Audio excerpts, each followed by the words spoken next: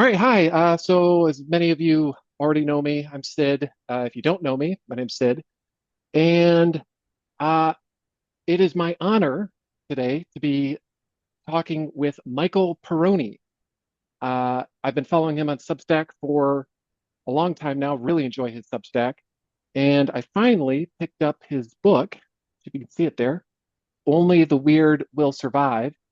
And actually, a few years ago, I came up with this idea for a book about how the public school fake environment shapes how we interact with other people. And I tried and I played with it for a hot minute and I couldn't get it to work. But as I was reading this, I realized this is the book that I wanted to write. And he did it much better than I think I could have. So super excited. So yeah, so just wanted to have you on to talk about it and hopefully share this with some guys. And if we can get some guys together to go through the book, that'd be great. So Michael, do you mind just giving me a brief background to your story? So why the book and why you, essentially? Okay. Yeah. So, a little about me. I go to the Church of Jesus Christ of Latter-day Saints, Mormon, that's the common vernacular. My wife and I have six kids, and we live in the Pacific Northwest. And um, I think there were two things that made me kind of arrive at this place where I felt like I needed to write the book. The first one is I got into, as a younger man, got into my 20s, married, have a kid or two, and you get into this space where you realize, like, I have no friends. I had Hmm. friends in high school and college, very social, but suddenly you move into this adult world and you don't really have a lot of natural male connections anymore. And at first I thought it was just a me problem. Um, but as I tried to venture out and try to connect with more men, I realized that most men are experiencing this in one way or another. And it's not just detrimental to them, it's also detrimental to their sons. And so I have four boys, and I've realized that as they've gotten older, that if I want to truly prepare them for a life as a man, as a father, as a disciple of Christ, as well, all the good things that I want for them in their life, then I'm gonna need help. I need other guys who have different skills, complementary skills to me, and I need them, my boys, to see other examples of fatherhood and manhood. And the current context of our culture doesn't really allow that. And so this book came out of my experience in trying to build that for myself, my personal life, and trying to bring in other research and other people's experiences and think, well, how could we do this today? We're not all subsistence farmers. Um, we're not going to go back to that lifestyle. How can we do that today? And so that's kind of where the genesis of this book. Okay, great. So you mentioned you're part of the LDS, Yeah. but what I thought was amazing in reading it is outside of a few spots where you said, I'm a member of the LDS, or there's a couple uh, spots where you quote, I forget what it's called. Is it called the Book of Mormon? Yes. Yeah. I Okay. think there's There's one or two spots in there where I Yep. quote it. There's outside of that, I would have never guessed that this was a specifically Mormon author writing this book. You cite a lot of Tolkien, Lewis, and given what you said on page, where's it at? Um, in the introduction, you specifically say that you want to write this for um, multiple church communities, and you think it's applicable to all. And you say there's a universal sense that God desires us to find glory, peace, and sanctification as communal beings in the body of Christ. So Yes. can you say a little more about that? Yeah, I'm originally from Texas, and um I grew up with a lot of Baptist, Catholic, um Methodist, evangelical, I mean, the whole range, right? A lot of friends from those churches. And so we would have fun talking about differences in doctrine and belief and practice. But I feel like in the context of this book, I don't believe a lot of that really matters very much. We all are experiencing a lot of the same problems, regardless of what church we go to. And I don't remember exactly how I wrote it, and you quoted it there, but I believe that like it says in the excuse me, it says in the Bible like we are supposed to come together um, and be the body of Christ, right? That is the church, and um, we all want to be able to have a good life, right? Which is a big part of that is marriage, community, children, and then allowing them to grow up and experience those same things. And um, to that end, I wanted to write something that would help any Christian man, anyone who believes in God, um, to be able to act and act positively. Does that make sense? Yeah, I think that's great. And there's definitely, I mean, the fact of the matter is the principles for maintaining a job are going to be the same across Yes. whether you're a Mormon, a Catholic, a Baptist. So there's certain principles that we're all in this thing together, and Yeah. um, there's a lot of wisdom that can be found through those universal principles. Yeah. Um, so 100%. so at the very beginning, when you kind of lay out the problem, you write, in normal life, modern man is fully an individual, free from communal ties, and to him, this seems like a blessing. And you go on to explain why it's not. So could you give us a brief summary of why the sort of normal modern man is living a life that's less than desirable? Yeah. I now normal life is one that I characterize in the book as one that's fully liberated from other people, right? It's a frictionless existence where you can you don't have to rely on other people and the complexity and obligation that that brings into your life. And instead, you can rely upon what I call in the book the state.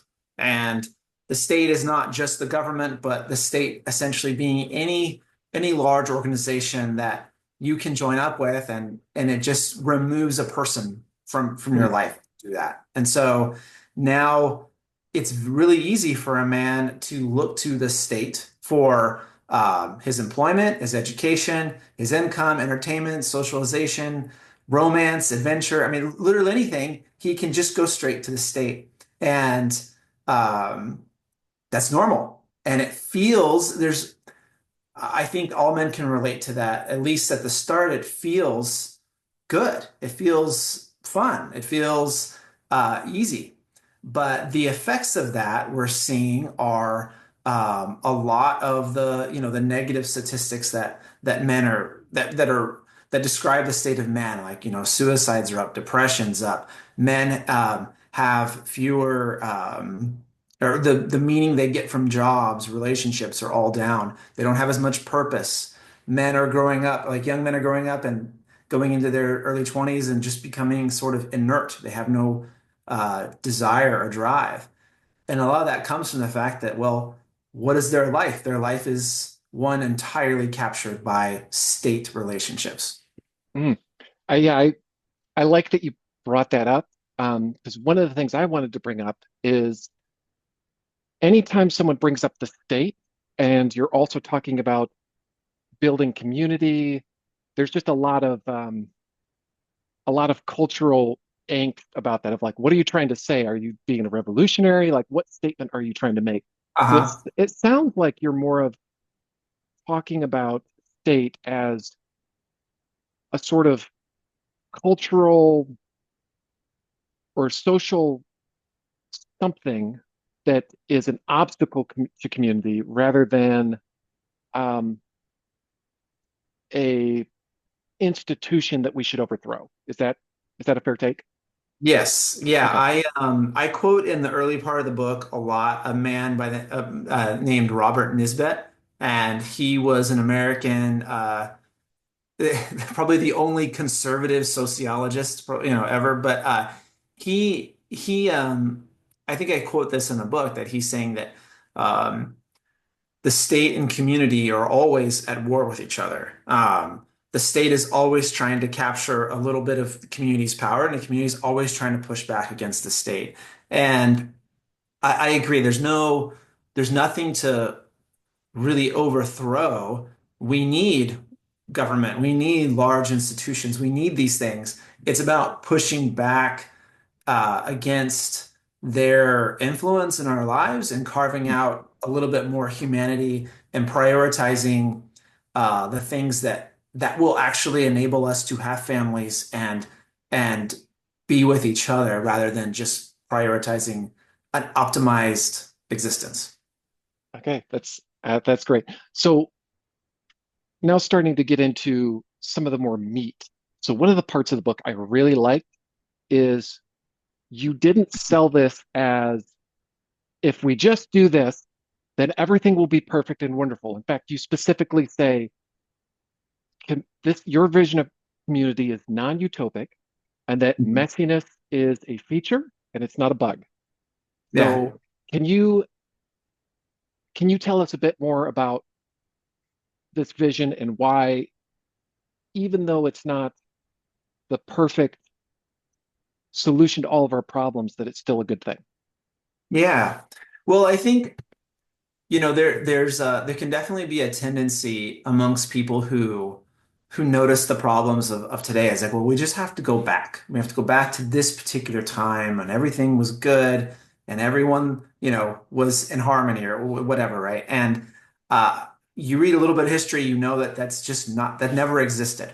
There were times where um, there was functional community and even in those times, there was still people who didn't get along, that didn't see eye to eye. There was still conflict. There was still the busybody neighbor. There was still someone who was abused their authority in some way. Um, that is just we live in a fallen world, right? This isn't heaven. We don't live there. So I really believe that a key part of the gospel as well is learning the proper application of forgiveness, mercy, patience, long suffering, all those, Christ-like attributes, if you will. Like it's going to be with people that you're trying to be in a community with. I mean, the first layer of that, of course, is family. I mean, how many people always, in all circumstances, have a perfect relationship with their parents and siblings and spouses? I mean, no one has that. But it's exactly those relationships that um, create a meaningful life and create a beautiful life. And so, um, I think it's just important to know that going into any sort of effort to build up more community, that it's not going to be necessarily easy. It's not necessarily going to be um, something you get right the first time.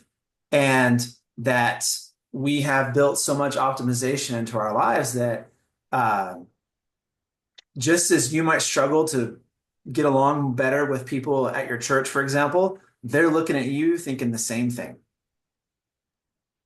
Yeah, uh, I think that's some really, really good points. Um, so since I moved to Portland in this urban environment, I've noticed their community is a buzzword. Like everyone is interested in community and they're interested in um, a common phrase is we need each other. Yeah. And it's generally followed up by an exhortation to be more open and vulnerable with each other. You write in the book, if one is known or knows, then quaint obligations of loyalty, duty, or obligation creep into the mind.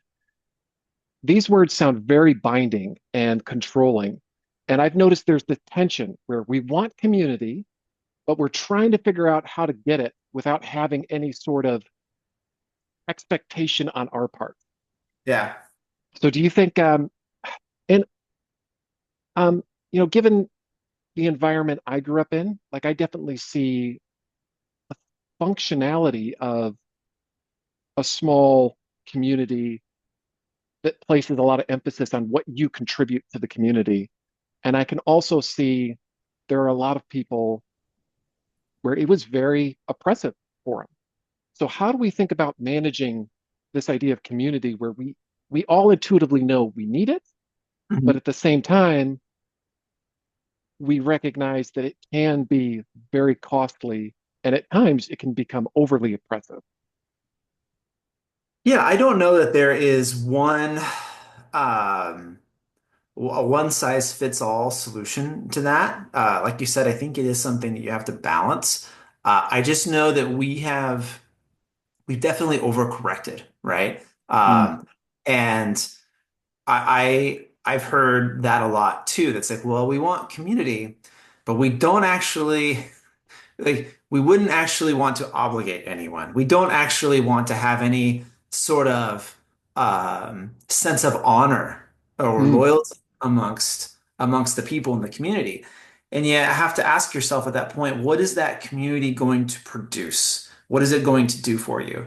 And if the goal of the community is to have neighbors that um, in a crisis, help each other out, then maybe you don't really need anything closer than just an acknowledgement of or a vulnerability or to mm. exchange phone numbers or something like that, right?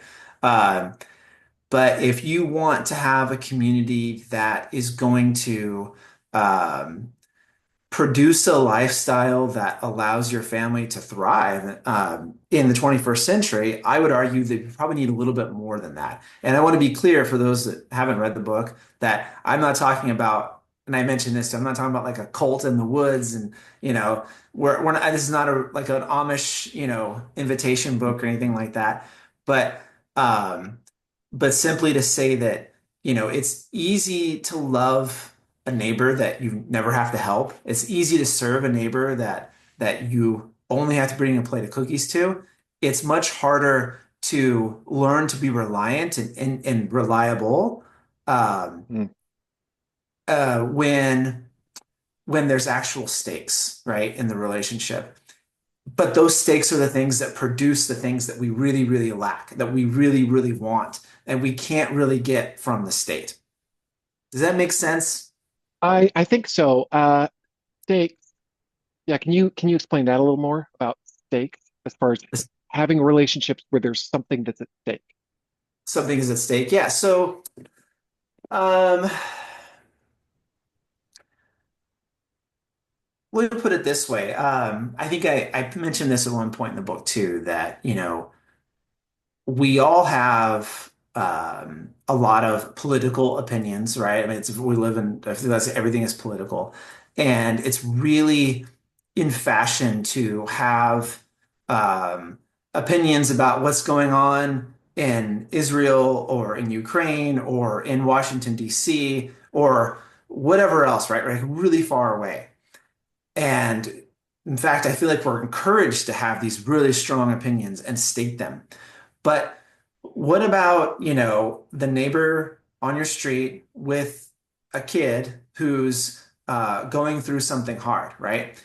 At that point, at that level of closeness, we kind of throw up a barrier. We might say, I don't want to get involved. That's not appropriate.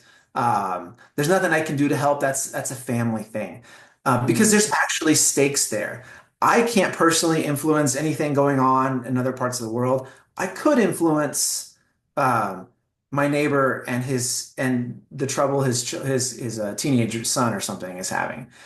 But in order to get there, it takes, I think, a little more than vulnerability. It takes those other words I mentioned, loyalty, duty, obligation, mm. trust, and it takes um, being willing to have a relationship that has actual stakes, that there are consequences involved. Does that That's help? that is super helpful. Yeah, thank you. Um, so you spend a good portion of the book talking about entrepreneurship as a means to agency, in Yes. terms of a community. And as someone in an urban environment, there's a lot of this that we've been talking about, right? Where it's like, you know, going and living off the land, like, yeah, it sounds nice, but how realistic is it? Yada, yada, Yeah. yada. The fact is, I still have bills to pay. There's, this is where I'm at. This is where everyone I know is at, et cetera. And something I've noticed about a lot of successful entrepreneurs on the internet in particular is they either attended like some elite university like Yale, or they worked at some super high status job before they dropped out and they did their entrepreneurial thing, Yeah. or they were apprenticed at an early age by someone. That's a lot of guys I grew up with actually. Their dad was owned some sort of a construction business, and then they were apprenticed in that and grew up, and now they own their own business. Or three, um, they grew up in a family or community where entrepreneurship is going on, and then they took the step to do that. And there's you know if you're a normal guy going to an urban church where most people are working their 9 to 5s, Hmm. it's like, well, how do I go about? I see the value, like I want to have agency, but how would you tell that kind of person to move from A to entrepreneurial B? And or should that person? Yeah. Um, that's a good question. And I maybe I should answer, or I should expand a little bit on why I think it's important at the start of that to help answer that question. Um, and I'll also say too, so I've been a business owner now for, let's see, I quit Amazon. I was like 7 years or so. And before that, I was a little intimidated by the entrepreneur crowd. But in sort of preparing to quit my job to go pursue an entrepreneurship opportunity, I realized that most business owners are very dumb. Like, I almost wonder if intelligence is a barrier to entry to owning a business at times. And I'm being a little facetious when I say that, but my point is like I know a lot of guys who make a lot of money doing some business, and they're not much smarter than knowing how to do math and making sure that at the end of the day they make a profit, right? They don't have special marketing or technical skills or anything like that. So I think that's one thing is someone who doesn't have that entrepreneurial context should know going in that it doesn't actually take a special skill, that it's actually in all our family's histories. We go back a few generations and there were no places for our ancestors to just slot right into and say, this is my job, right? They had to create something and they all did it, right? But anyway, in terms of like a process, like how do you get from A to Z? Um, I think one I guess there's two places I would start. One, mentally, in understanding the cost of what a 9 to 5 job has in the world today. Um, what that if you look at it through the lens of state and community, then the way that most modern employment is structured, it benefits the state and to the detriment of community. You take, for example, the average man. Well, I'll just show my own life, right? Before I quit, my last corporate job was at Amazon's corporate headquarters in downtown Seattle, which is a 90-minute commute for me when I was working there. Awful. And so, what happened every day? I either got on a bus or I drove, and I was removed from my community, removed from my family, and I went and worked in an office. Um, and then I came home, and by that time I got home, like I'm tired, I'm exhausted, I don't have a lot of energy or time, and um, nor do I have a lot of opportunity to really influence my community, whether you want to look at it through the lens of just my family, extended family, my church, my neighbors, however you want to define that. Um, that so I think it's important to understand that the 9 to 5 as it's structured right now is sort of unnatural. It's not a natural pro-family, pro-community way of organizing work. But that being said, so like I said, that's sort of, I feel like a mental shift that should happen. But the actual, in terms of what we can do about it, um, I agree. I don't think most guys are in a position to just say, "Well, I'm gonna go open up my own stand now," or whatever else, right? I'm fully prepared financially and skill wise to do that. I think the good place to start is finding ways to create ownership in your life right now, and so that can mean starting some sort of side business or venture or something outside of work that meets two key criteria. I feel like that one that allows you to associate with or work with or partner with other guys that you want to build community with, and or it allows you to bring your children into it. Um, Mm. Otherwise, you're just doing a side hustle, and whether you're making money or not, it doesn't necessarily help you build community. And if the point of entrepreneurship or of moving away from a traditional 9 to 5 is to build community into your life, it needs to satisfy those requirements. I feel like if men start there, if they can start with just something that on the side that allows them to exercise that muscle of ownership and of partnership and of community, then other opportunities will present themselves, um, or they'll seem more possible. And those they may take years or maybe even a generation or two to really build that entrepreneurial capability back in. But I feel like that's a place to start. Does that make sense?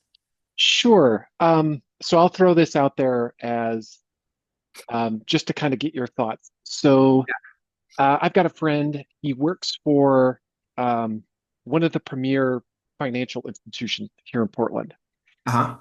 and he's worked there for a few years. And um, in this year in particular, it has really paid off in his ability to have influence in several different domains. Um, so he's done some things with some local colleges. Um, he's gotten on some panels for some things, and I look at that and I go, that's really valuable. But I suspect it's like anything else where we need a certain in order to eat healthy, you need a certain amount of protein or you need a certain amount of water. Yeah. But there comes a point where if you have too much of that, it's no longer healthy. So there's like a good ratio. And I wonder if there's a certain ratio that's really healthy for communities to be ensconced in the institutions, the local institutions. And there's Yeah. a certain ratio of local entrepreneurship that helps give that resilience to the community. Do you have any thoughts on that? Yeah, I mean, I think you're right. There's always going to be value in some men or some level of involvement in these larger institutions. But I think once again, we've lost balance in that, and Mm, and most guys are just doing a job and they don't have any of those influence opportunities. that's I know that certainly, described my career. My career was good. It was a good job. It was a good paycheck. But yeah, I think that um, generally speaking, we've turned over too much authority or too much of our lives over those institutions, and then we lose the ability um, to impact our children and the lives of other people around us. I mean, to give you an example, like we homeschool our kids, and I would like for my kids when they get in their teenage years to apprentice and to work with, learn from other men in my community. It's actually really, really difficult to do that when 90% of the men you know work at a large corporation. It's next to impossible to really learn anything from them. And that's where I feel like, to your point, like there's value, but maybe we need to turn the dial a little back a little bit. I think that's great. And actually, something you just said made me think of something. So our church, the church I go to owns a lot of property, and a few years ago, the church started a coffee shop on one of our properties as like a, I can't remember, it's like an inner auxiliary something. So it's a part of the church, but its own distinct thing as well. And just having own space and being able to offer a workspace where people can come to and get coffee has had a surprisingly high impact on the community Yeah. in just connecting people Yeah. um, in ways that you wouldn't necessarily intuitively see. So I think, yeah, I think you're right. There's definitely, there's a lot more impact to be had through doing these kinds of entrepreneurial endeavors than what you might first think. Yeah. Um, so so these kinds of communities, do you see these as something that exists primarily in, um, well, I'll say it this way. Um, so back in 2015, I visited Milwaukee, Wisconsin, and Mhm. it was wild. Milwaukee uh, was like the highest segregated city in the US, where you drive through the German section and you can tell this is the German section. You drive through a little bit more and there's, the Italians and then you have your African Americans and it's very, very segregated. Are you suggesting communities that are we're each in our own faith community doing our thing, or do you see a bit more of a network between these kinds of faith communities as this kind of an endeavor? Does that make sense? Yeah. Yeah. I mean, I think that this sort of an order of operations that I think you need to start within your faith community, but like I mentioned earlier, a lot of us we're all experiencing a lot of the same problems, and we can help each other and learn from each other, and I think ways that will be very mutually beneficial. And and so I would love to be able to tap into another church's community and help them either with something or have them help me or my family. But I think at the start, it starts with who's most like me, who can I unite with, um, and let me try to build something with them. Okay, that's that's really helpful. Um, so Portland. So uh, a few years back, my car broke down. I had to get an Uber, and the gal that picked me up had been in Portland for like 35 years or something. And I was like, "Oh, that's crazy! Like you've probably changed a ton." And she was like, "Yeah." Yeah. And she said, one of the things I've noticed about Portland though is it's kind of become a place that has attracted the outcast. Um, and I suspect that there's something to be said for urban environments in general, is through the pull of people, they either attract people who are outcasts or by moving to an urban environment, you sort of become a bit of an outcast. Uh-huh. So I'm imagining there's probably a lot of guys in the area where, for them this whole community life whatever is just from scratch, where maybe, divorce is really common. So if you're coming from an already divorced home, like you don't have that sort of extended family network available to you. So if you're here, you're in the city, you're kind of like, I'm on my own. How is this book going to help me? And in what ways is it going to help me? Yeah, I would say in two primary ways. One, I I wrote the book. You look at the table of contents and you see every chapter sort of, it's like the fill in the blank man. And um, the book was sort of written, at least in my head, I don't know if it came across this way, but like it was sort of written as like a journey, right? You start from, the typical stereotypical like modern man experience going through these different phases of understanding and progress towards someone who exists within a community. And I think um, I think if you were any man at any point, no matter their background, can find themselves somewhere along this journey. Some may be further along than others, but um, in my mind, it's like, well, this is where I'm at more or less. This is the state of my life, and then I can go from there and say, this is what I can add to it. This is how I can act based on my circumstances, whether you live in urban downtown, Portland, or you're out in the middle of nowhere, Montana, right? Like, the book is very principle based in that regard. And the other thing that I hope the book accomplishes for people is to give them a vision and an intention. Hmm. I feel like too often us guys, we kind of just take care of the immediate thing right in front of us and we go through our lives kind of just putting out fires. Um, but the book, I hope, is an inspiration to say, all right, I I want to get to here. Once again, I may come from a broken home. I may have XYZ thing in my past, but I want to go here. So I'm going to design my life and make choices such that in 5, 10, 20, 30 years, this is where I'm going to be.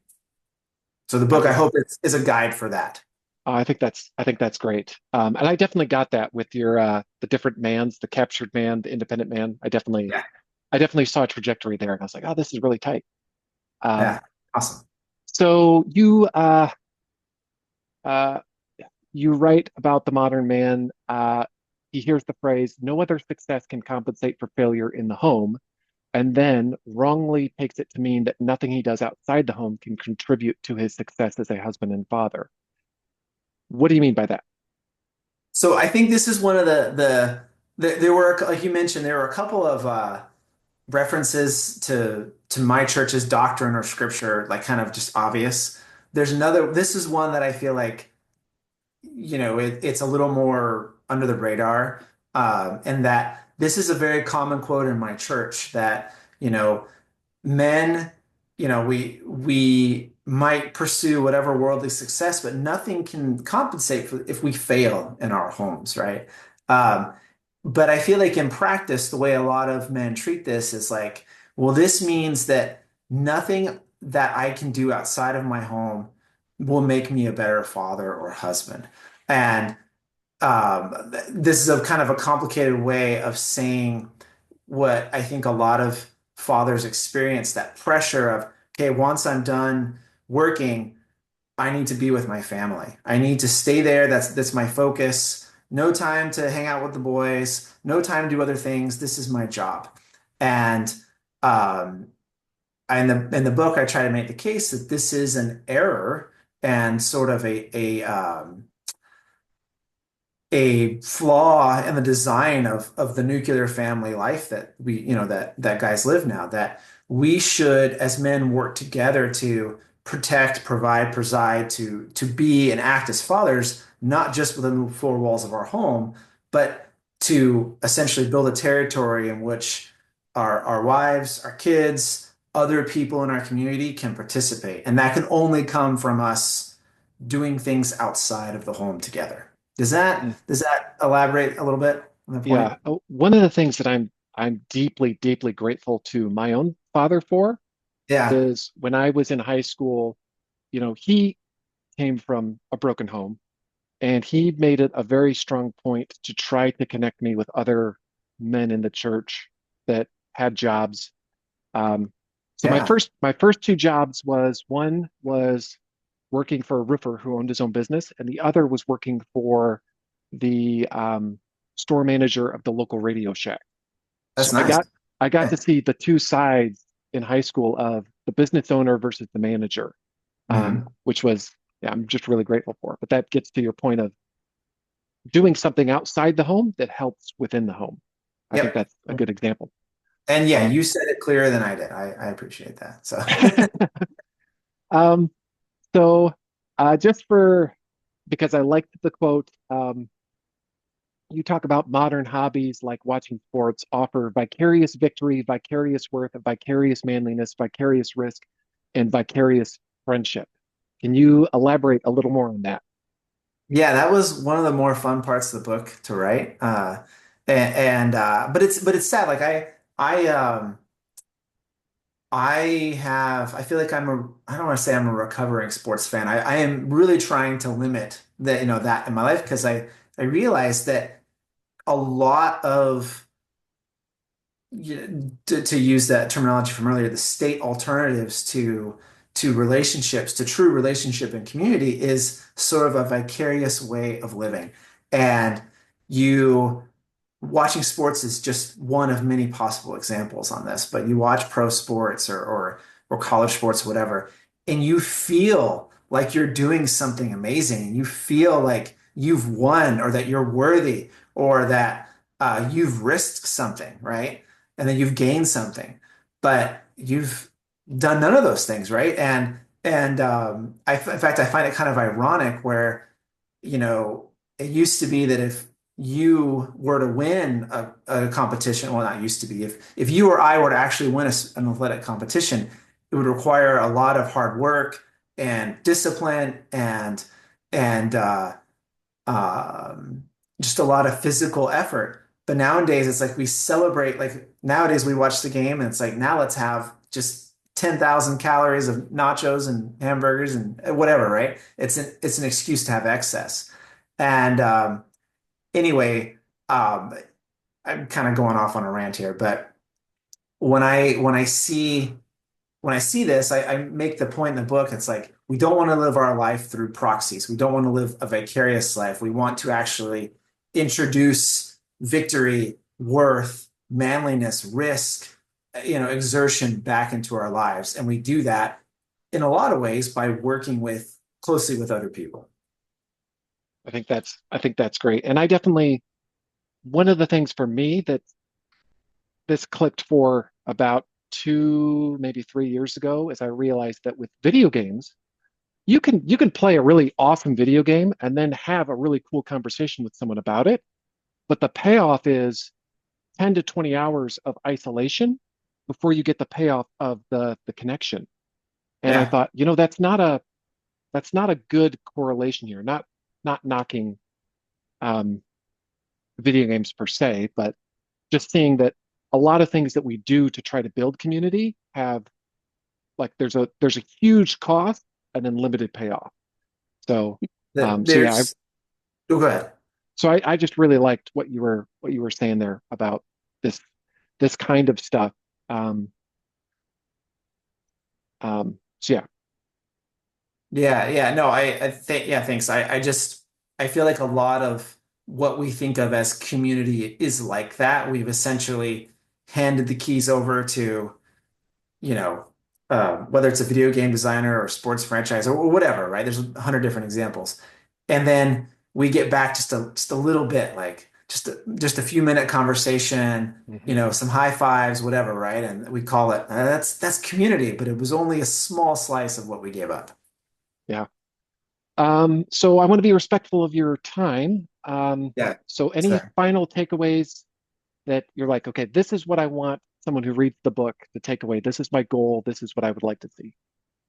yeah, I guess the only thing that I haven't really mentioned is, you mentioned the title of the book at the beginning, Only the Weird Will Survive. And that was a title that I came up with pretty late in the process because as I started showing people the drafts and talking about it, um, I realized that, you know, a lot of this stuff, if you want to build community into your life, it's very far from normal. There's costs, there's different kinds of routines, different kinds of choices that you have to make. And so I but I do believe that, or I should say, I I came to see it as like, yeah, if you want to survive, if you want your family to survive, you're going to have to be a little bit weird. You're going to have to do things that are outside the mainstream and maybe build some alternatives where there exists an easy solution, but it's one that is perhaps a dead end, whether it's a spiritual or emotional or physical or relational dead end. And so, anyway, to kind of recap, and I hope that the book helps men get a vision for what that weirder life will look like, but that it's worth it and that it is actually something that is highly desirable. Uh, both the stretching for it and then the achieving it.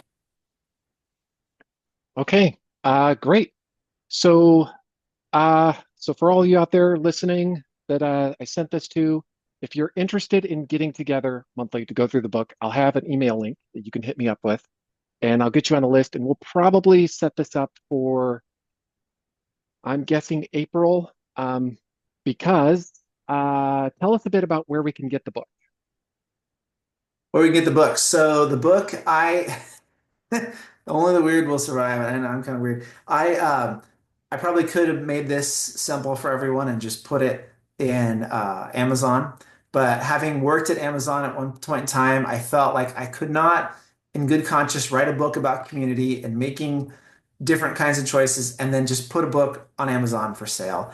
And so it's available through, I self-publish it. It's available through my book printer called lulu.com. And I assume you have the link or I can Mhm. provide it. Yep, I'll put the link below. It Yeah. definitely does not.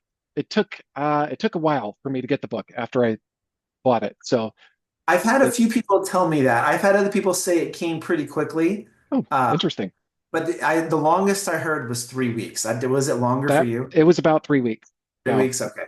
Yeah. It was maybe it just felt like 3 weeks because I was super excited for it. But uh, um, so yeah, and I want to throw out your Substack real quick. I'll put a link to that below. Do you want to say anything about your Substack, Build the Village?